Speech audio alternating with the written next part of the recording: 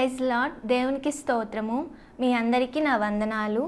ఆయన హెచ్చవలసి ఉన్నది he must increase అను కార్యక్రమానికి మిమ్మల్ని అందరినీ ప్రేమపూర్వకంగా ఆహ్వానిస్తున్నాము. ప్రతి ఉదయం 8 గంటలకు మరియు సాయంత్రం 4 గంటలకు, అదే రీతిగా ప్రతి శనివారం మధ్యాహ్నం 3:30 గంటలకు శాంతి టీవీలో ప్రసారం అవుతున్న మా ఈ కార్యక్రమాన్ని వీక్షించగలరు. ఈ సమయంలో దైవజనులు పాస్టర్ వి సంతోష్ గారు దైవవర్తమానం అందిస్తుండగా అందరూ ప్రార్థనా పూర్వకంగా వినవలసిందిగా కోరుతున్నాము. యోహాను సువార్త 6వ అధ్యాయం 40వ వచనం చదువుకుందాం. కుమారుని చూచి ఆయన యందు విశ్వాసముంచు ప్రతివాడును నిత్య జీవం పొందుటయే నా తండ్రి చిత్తము, అంత్య దినమున నేను వానిని లేపుదును. ఆమేన్. దేవుని స్తోత్రం. ప్రభువైన యేసుక్రీస్తు నామములో మీ అందరికీ ప్రత్యేకమైన వందనాలు తెలియజేస్తున్నాం. Praise Lord. Maranatha. We bring greetings from Gideon Mission Church, Shantinagar, Nellore. ఈ కార్యక్రమాన్ని వీక్షిస్తున్నటువంటి ప్రజలందరినీ బట్టి నేను ప్రభు నామాన్ని మహిమపరుస్తున్నాను. విదేశాల్లో ఉండి కొంతమంది యూట్యూబ్ ఛానల్ ద్వారా చూస్తున్నారు, వారిని బట్టి నేను ప్రభు నామాన్ని మహిమపరుస్తున్నాను. ఇంకా మీ స్నేహితులకు వీటిని షేర్ చేసుకోండి. విదేశాల్లో వాళ్ళు చూసినా స్వదేశాల్లో వాళ్ళు చూసినా ఒకటే.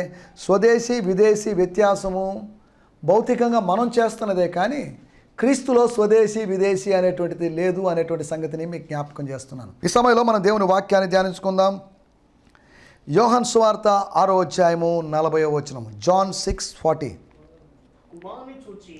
కుమారుని చూచి ఆయన యందు విశ్వాసముంచు ప్రతి వాడును నిత్య జీవం పొందుటయే నా తండ్రి చిత్తము, అంత్య దినమున నేను వానిని లేపుదును. For this is the will of the one who sent me, that every one who sees the son and believes in to him would have his eternal life, and I will raise him up on the last day. I will raise him up on the last day. నేను వానిని అంత్య దినమున లేపుతాను. ఇది మన important మాట. లేపబడుట లేదా దేవుడు లేపుట. God's rising. గాడ్ రైజింగ్ అని కాదు, గాడ్ రైజెస్ సంబడి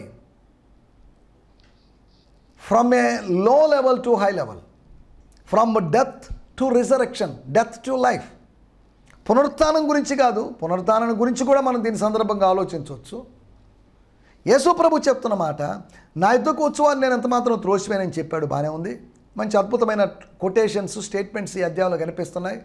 ఈ 4th లేకపోతే 5th డిస్కోర్స్లో మనకు, లేకపోతే ఈ సంభాషణలో మనకు కనిపిస్తున్న విషయాలు అనగా 5 రొట్టెలు 2 చేపలు 5,000 మందికి పంచినటువంటి ఆ సందర్భంలో, ఆ కాంటెక్స్ట్లో ఈ సంఘటన జరిగిన తర్వాత, అనగా 5 రొట్టెలు 2 చేపలు పంచబడ్డం, నీళ్ల మీద నడవడం, ఇవన్నీ జరిగిన తర్వాత 2 అద్భుతాలు, ఇమీడియట్ మిరకిల్స్, ఒకదాని వెంట ఒకటి జరిగినటువంటి అద్భుతాల ఫలితంగా దాని తర్వాత ప్రజలకు కొద్దిగా మెసేజ్, ప్రజలకు సందేశాన్ని కన్వే చేయాలని యేసుప్రభు ఆశించాడు.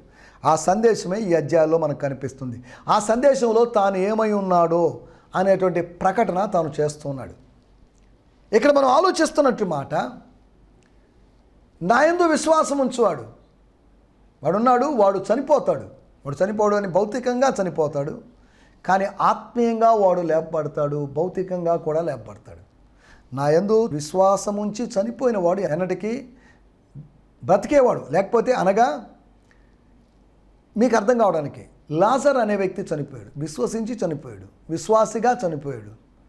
అతడు చనిపోయాడు, మరలా బ్రతికాడు. ఒకవేళ వాడు ఎన్నటికీ చనిపోడు, ఒకవేళ చనిపోతే వాడు బ్రతుకుతాడు. గమనించాల్సిన విషయం.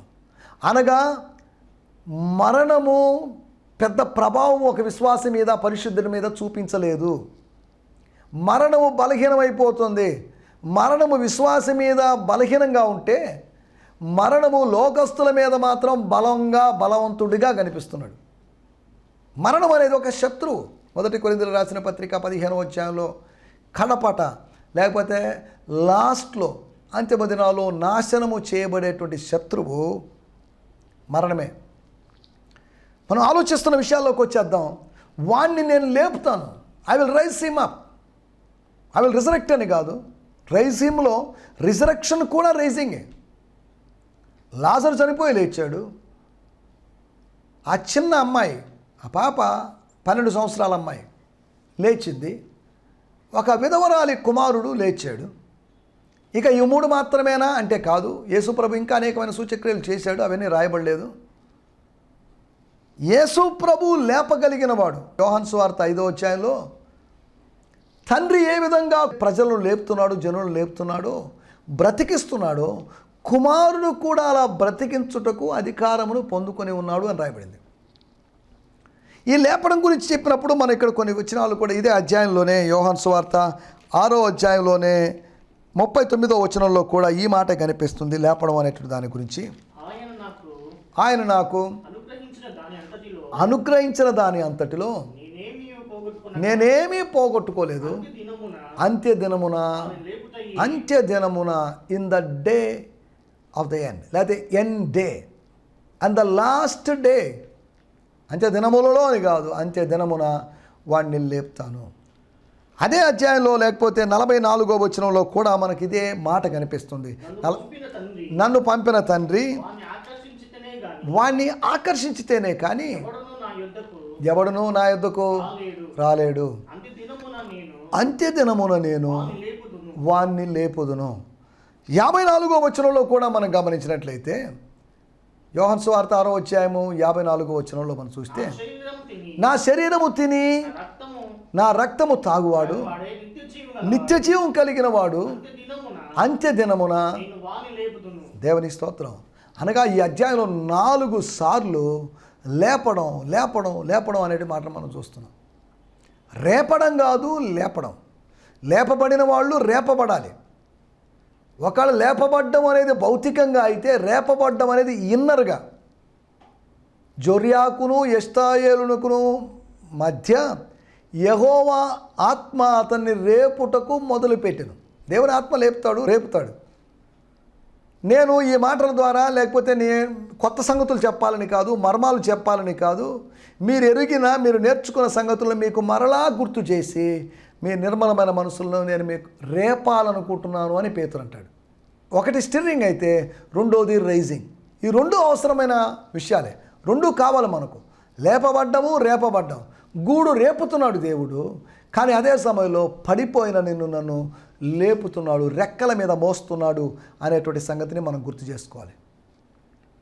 దీన్ని అర్థం చేసుకోవడానికి అసలు ఎందుకు ఈ లేపడం, దేనికి, ఎక్కడి నుంచి, ఏంటి అనే దాన్ని కొద్దిగా అర్థం చేసుకోవడానికి 3 విషయాలు నేను మీకు త్వరగా జ్ఞాపకం చేస్తాను.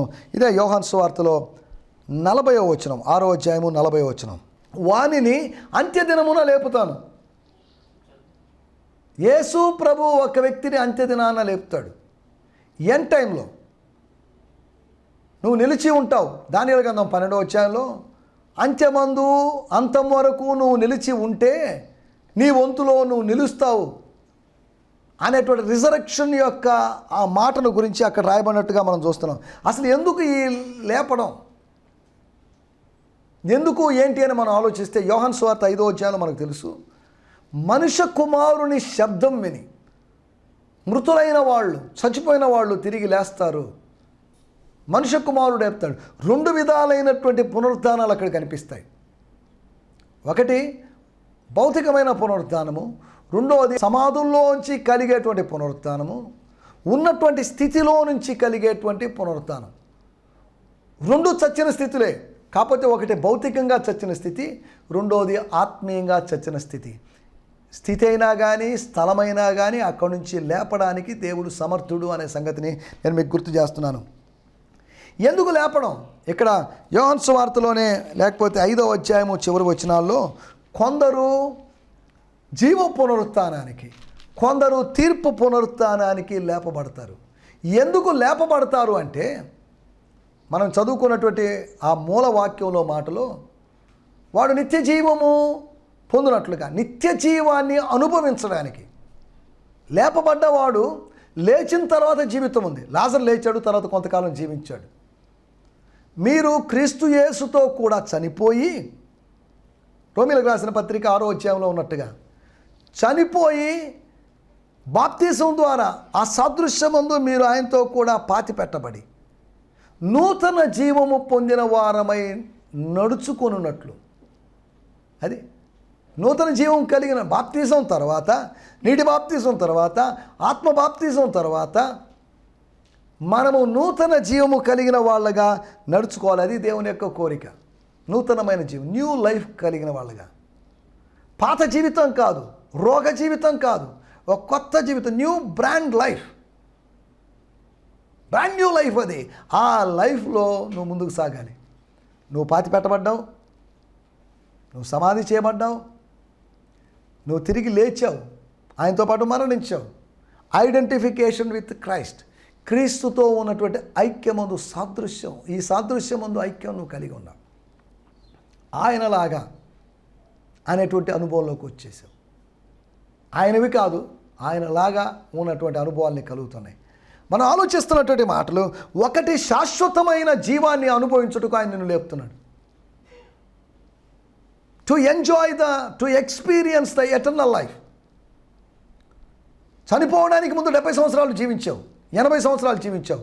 ఇక చనిపోయి తిరిగి లేస్తావు, ఒకరోజు ప్రభు రాకడలో లేస్తావు. లేచినప్పుడు శాశ్వతమైన జీవాన్ని, you would experience eternal life.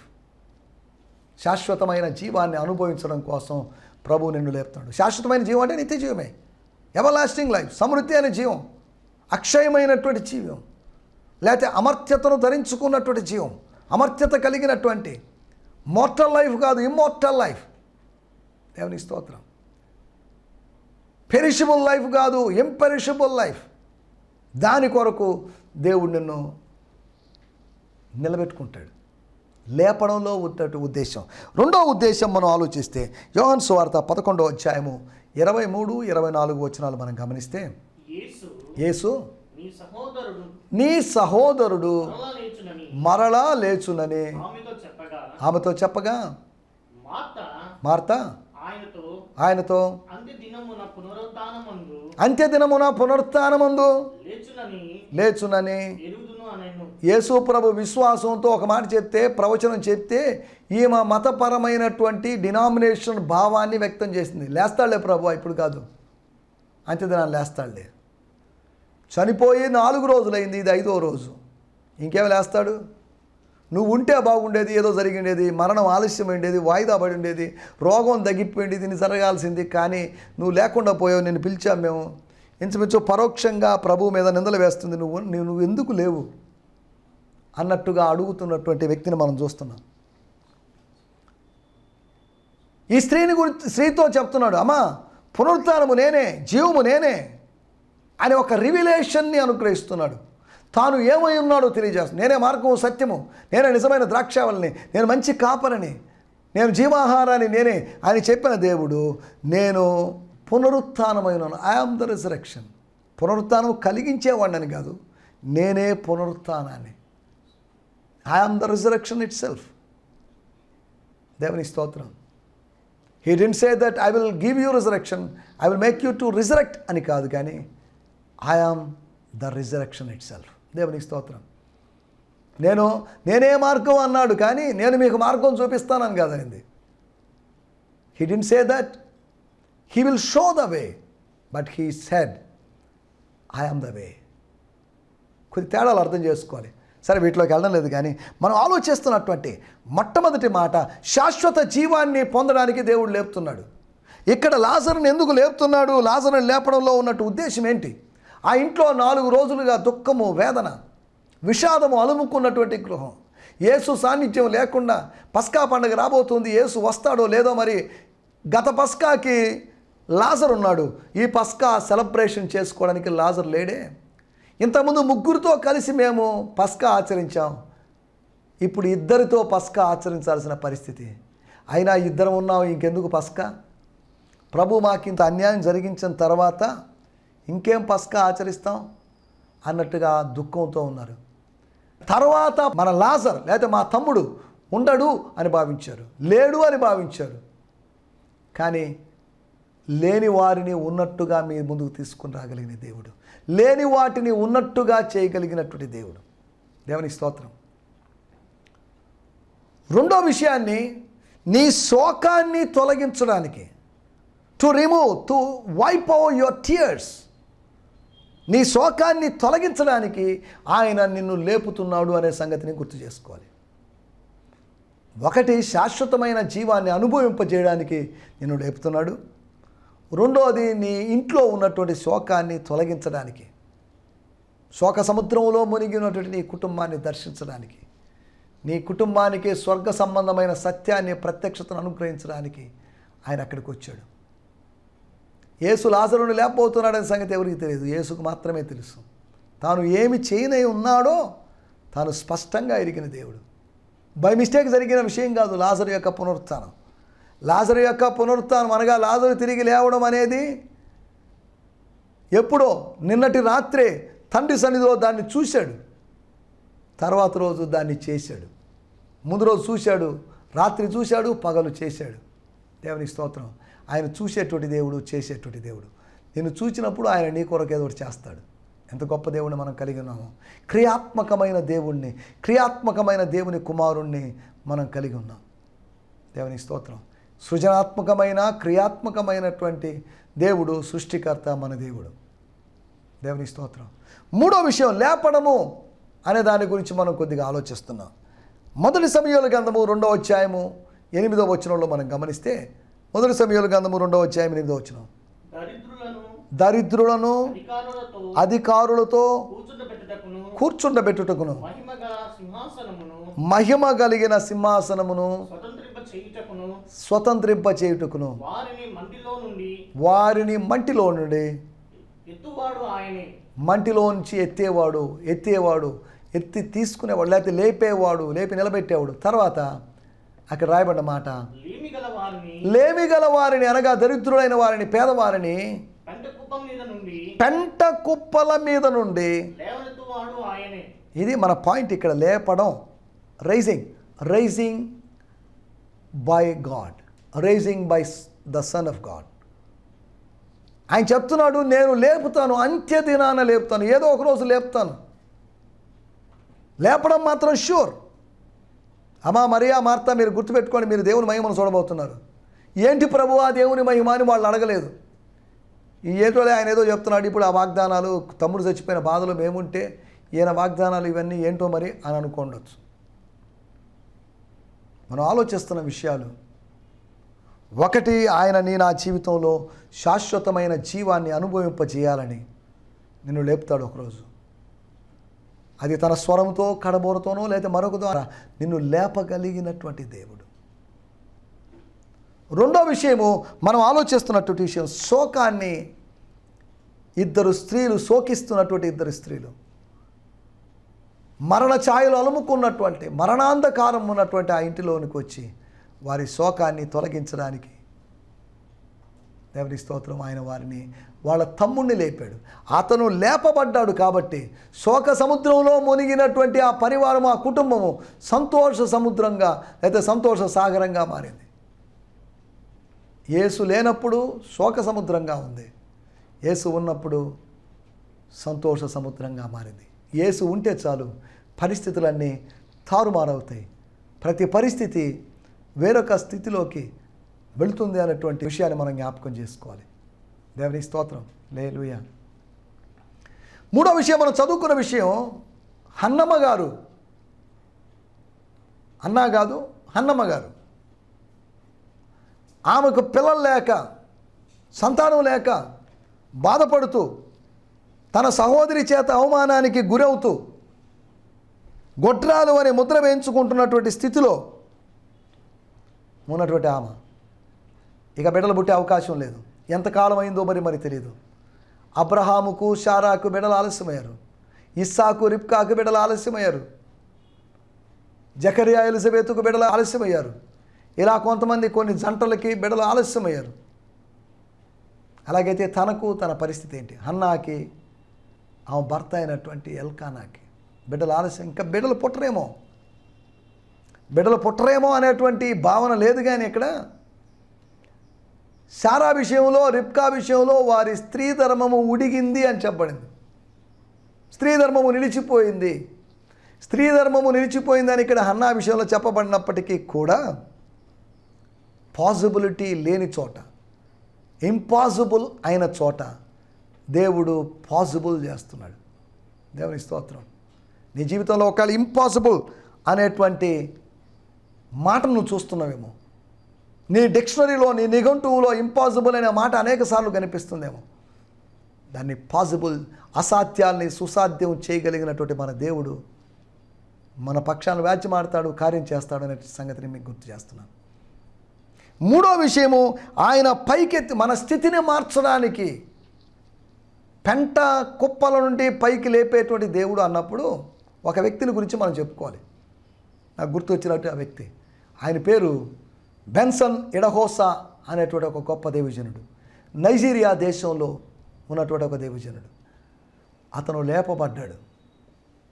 తల్లి కని డస్ట్బిన్లో చెత్త కుండీలో వేయబడినటువంటి వాడు. కానీ అద్భుతంగా ఎవరో ఒక వ్యక్తి తీసుకుని వెళ్ళి పెంచి పెద్ద చేసి మంచి సేవకుడిగా మార్చాడు.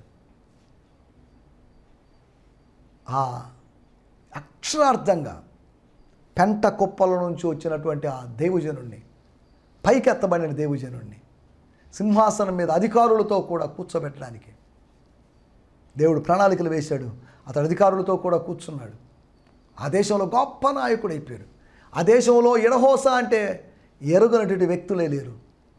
అటువంటి గొప్ప దైవజనుడిగా మారాడు. అతని బ్యాక్గ్రౌండ్ ఏంటి? ఎటువంటి బ్యాక్గ్రౌండ్ లేదు, మంచి బ్యాక్గ్రౌండ్ లేదు. నీకు ఒక మంచి బ్యాక్గ్రౌండ్ లేకపోవచ్చు, నష్టమేం లేదు. కానీ దేవుడు నీకున్నాడు. God is your background. దేవుడే నీ బ్యాక్గ్రౌండ్, దేవుడే నీ అండ, దేవుడే నీ కొండ, దేవుడే నీ కోట, దేవుడే నీకు బ్యాక్గా ఉన్నాడు, బ్యాక్ బోన్గా ఉన్నాడు, సపోర్ట్గా నీకున్నాడు. మనం ఆలోచిస్తున్న మాట, నాకెవరు లేరు, నన్ను ఎవరు పుష్ చేసేవాళ్ళు లేరు, నన్ను ఎవరు ఎంకరేజ్ చేసేవాళ్ళు లేరు అని నువ్వు అనుకుంటున్నట్లయితే, కొంతమంది భక్తుల జీవితాల్లో వాళ్ళని ఎవరు ఎంకరేజ్ చేయడానికి ఎవరు లేకుండా ఉన్నారు. వాళ్ళతో దేవుడు మాట్లాడాడు, దేవుడు దర్శించాడు. మనం ఆలోచిస్తున్న మాటలు, లేపగలిగినటువంటి దేవుడు, లేపగలిగిన దేవుడు అని అంటున్నప్పుడు పడిపోయిన వారినే మనం లేపగలం, నిలబడిన వాడు లేపలేము. ఒక స్థితిలో నుంచి ఒకడు పడిపోయినాడు, లేదా పైనుంచి కింద పడ్డాడు, వాడిని లేపాలి, వాడికి చేయూతనివ్వాలి. ఇదిగో రా, గెటప్, రైస్, వాడి చేతులు పట్టుకొని, లేకపోతే తల్లి తాకుమి చిన్నదానా లే అని చెప్పి చేయి పట్టుకొని లేపాడు. వాడు దిక్కున లేచి నడిచాడు. అపోస్తుల కార్యం 3వ అధ్యాయంలో, బాబు వెండి బంగారాలు మా దగ్గర లేవు, మాకు కలిగింది నీకు ఇస్తాం, వెండి బంగారాల కన్నా విలువైంది నేను మీకు ఇస్తున్నాను, అది ఇస్తే నీ జీవితం మారుతుంది, అదే యేసునామంలోని శక్తిని అనుభవించు, రుచి చూడు అని చెప్పి అతన్ని చేయి పట్టుకొని లేపాడు. వాడు దిగ్గున లేచి నడిచాడు, గంతులు వేశాడు, దేవాలయంలోకి వెళ్ళాడు, దేవుని స్తుతించాడు. దేవుని స్తోత్రం. నిన్ను లేపడానికి ఆయన సమర్థుడు. ఆత్మీయ జీవితంలో పడిపోయిన నిన్ను లేపడానికి సమర్థుడు. ప్రార్థనలో పడిపోయినావా? ఉపవాసంలో పడిపోయావా? వాక్య ధ్యానంలో పడిపోయావా? పరిశుద్ధతలో పడిపోయావా? ప్రకటించడంలో పడిపోయావా? ఎక్కడ పడినా కానీ నిన్ను లేపడానికి దేవుడు శక్తివంతుడు. యోహాను సువార్త 5వ అధ్యాయంలో మనకందరికీ తెలిసిన విషయమే. వాడు బహుకాలము నుండి పడిపోయి ఉండడం యేసు చూశాడు. వాడి మీద ఎక్కడలేని కనికరాన్ని చూపించాడు. వాడి దగ్గరికి వెళ్ళాడు, వాడితో మాట్లాడాడు, వాడిని ప్రశ్నించాడు, వాడికి స్వస్థతను కలుగు చేశాడు. దేవుని స్తోత్రం. మన జీవితం ఎలా ఉంది? లేపబడ్డావా? ఇంకా పాపపు బురదలోనే ఉన్నావా? లేపబడ్డావా? రైజ్ అప్, లెమ్ము, తేజరిలెమ్ము, నీకు వెలుగు వచ్చింది. ఇది రైజ్ కావాల్సినటువంటి సమయం, లేవాల్సినటువంటి సమయం. దేవుని స్తోత్రం. మనం ఆలోచిస్తున్నట్టు మాటలు, ఇంకా పడిపోయిన స్థితిలో ఉన్నావేమో. స్తోత్రం. నువ్వు పడిపోవడం దేవుని చిత్తం కాదు, నువ్వు పడిపోవడం సాతాను చిత్తమేమో, కానీ నువ్వు లేవడం అనేది దేవుని చిత్తం. నువ్వు లేచి ప్రకాశించాలనేది దేవుని యొక్క చిత్తం. దేవుని స్తోత్రం. హల్లెలూయా. నా మాటలు నేను ఇక్కడ ముగిస్తున్నాను.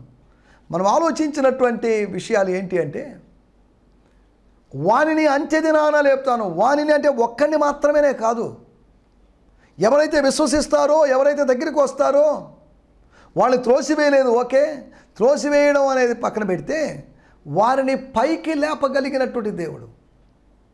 రోమీయులకు రాసిన పత్రిక 14వ అధ్యాయంలో రాయబడింది, పరుని యజమానుని యొక్క దాసునికి తీర్చడానికి నువ్వు ఎవడివి? Who are you to judge the servant of others? అతని యజమానుడు లేపుతాడు, మధ్యలో నీకెందుకండి అనవసరమైన విషయాలు? వాడు పడిపోయాడని వాడు పడిపోయినప్పుడు సంతోషిస్తున్నామేమో, కానీ లేపడానికి సమర్థుడైనటువంటి ప్రభు. దేవునికి స్తోత్రం. చాలాసార్లు పడిపోయిన స్థితిలో ఉన్నాం, దేవుడు లేపాడు. కాలు జారిపోయి పడిపోయిన స్థితిలో ఉన్నాం, దేవుడు మనల్ని లేపాడు. నా కాలు జారనని నేను అనుకున్న ఎడల యెహోవా నీ కృప నన్ను బలపరుచుతున్నది అని భక్తుడు చెప్పినట్లుగా ఈ నా మాటలు వింటున్నట్టు దేవుని పెట్టారా? ఈ మాటలు వింటున్నప్పుడు దేవుడు మిమ్మల్ని దర్శిస్తున్నాడని భావించి, దేవుని వాక్యం మీ దగ్గరకు వస్తుందని భావించి మిమ్మల్ని మీరు సమర్పించుకుంటూ, నన్ను లేపు ప్రభువా, రైజ్ మీ అప్, ఈ డస్ట్బిన్లో నుంచి, ఈ చెత్త కుండీలో నుంచి, ఈ పాప జీవితంలోంచి, ఈ మురికి జీవితంలోంచి, ఈ పాప ఊబిలో నుంచి రైజ్ మీ అప్. ఎక్కడో పడిపోయాను, పాతాళానికి దిగిపోయినట్టుగా ఉన్నాను, నన్ను లేపు ప్రభువా అని అడగడానికి మనం సిద్ధంగా ఉండాలి. 3 విషయాలు మనం ఆలోచించాం. ఒకటి, శాశ్వతమైన జీవాన్ని అనుభవింపజేయడానికి ఆయన నిన్ను లేపాడని. రెండవదిగా మనం ఆలోచిస్తే శోకాన్ని తొలగించడానికి, తనకిష్టమైనటువంటి తన ప్రియమైనటువంటి కుటుంబం, బేతనియాలో ఉన్నటువంటి ఆ కుటుంబం, 2 సహోదరుల కుటుంబం, 2 ఆత్మీయ కుమార్తెల యొక్క కుటుంబం, ఆ కుటుంబంలో శోకాన్ని తొలగించడానికి ప్రభు లాజర్ని లేపినట్టుగా మనం చూస్తున్నాం. ఆయన లేపడంలో ఒక ఉద్దేశం ఉంది, లాజరును లేపడంలో ఒక ఉద్దేశం ఉంది అనే సంగతిని మనం జ్ఞాపకం చేసుకోవాలి. మూడవదిగా మనం అక్కడ ఆలోచించినట్టు విషయం ఏంటంటే, నీ స్థితిలో నుంచి, పాడైపోయిన స్థితిలో నుంచి, ఇక ఎన్నడూ లేవు, ఇంకెన్నడూ బయటికి రావు అన్న స్థితిలో ఉన్నట్టు నిన్ను పైకి గుంటలో పడిపోయాడు, నీళ్లు లేని ఒట్టి గుంటలో పడిపోయాడు. అందరూ అనుకున్నారు ఇక ఇతను బయటికి రావడం కష్టమే, ఇతను పైకి ఎక్కి రావడం కష్టమే. కానీ తనకు అనుగ్రహించబడిన దర్శనాన్ని బట్టి పైన ఉన్న ప్రభు వైపు చూస్తూ ఆయన రైజ్ అయ్యాడు. ఆ గుంటలోంచి పైకి లేచి గద్దె మీదకి ఎక్కగలిగిన స్థితిలోకి వచ్చాడు. దేవుని స్తోత్రం. హల్లెలూయా. నా మాటలు నేను ఇక్కడ ముగించేస్తున్నాను. ఈ సమయంలో ప్రార్థన చేసుకుందాం. పరిశుద్ధమైన మా దేవా, మీకు వందనాలు. మీరు మాకు వినిపించిన మాటల కొరకే మీకు వందనాలు. నువ్వు మమ్మల్ని లేపడానికి సమర్థుడివి. లోకం మమ్మల్ని పడవేస్తున్నప్పుడు నువ్వు మమ్మల్ని లేపుతున్న దేవుడు అనే సంగతిని మేము జ్ఞాపకం చేసుకుంటున్నాం. ఈ సమయంలో ఈ మాటలు విన్న ప్రతి వ్యక్తిని మీరు దీవించండి. ఈ మాటలు వారు కేవలం వినువారు మాత్రమే ఉండకుండా దాని ప్రకారం ప్రవర్తించు వారే ఉండగలటూ సహాయం చేయమని సకల ఘనత మహిమా ప్రభావాలు మీకు ఆరోపిస్తూ యేసుక్రీస్తు నామములోనే ప్రార్థించగలుగుతున్నాం పరమ తండ్రి. ఆమేన్, ఆమేన్. దేవుని స్తోత్రం. మీ అందరికీ వందనాలు. ప్రభు చిత్తమైతే మరొక ఎపిసోడ్లో కలుసుకుందాం. హల్లెలూయా. మంచిది. ఆయన హెచ్చవలసి ఉన్నది. హీ మస్ట్ ఇంక్రీజ్ అనే ఈ ఆధ్యాత్మిక కార్యక్రమం మీకు ఆశీర్వాదకరంగా ఉన్నదని నమ్ముతూ ఉన్నాం. కొందరు మాకు ఫోన్ చేస్తూ ఉన్నారు, దాన్ని బట్టి కూడా మేము ప్రభువుని మహిమపరుస్తున్నాం. ఇంకా మీకేమైనా ప్రార్థన అవసరతలు, సందేహాలు ఉన్నట్లయితే స్క్రీన్ మీద స్క్రోల్ అవుతున్నటువంటి ఫోన్ నెంబర్లకు, అలాగే ఈమెయిల్ ఐడికి మీరు సంప్రదించండి. పాస్టర్ సంతోష్ అబ్రహాం గారు మీకు ఆ ఐడి ద్వారా సమాధానాలు తెలియజేస్తారు. ప్రభు కృప మీకు తోడయుండునుగాక. ఆమెన్.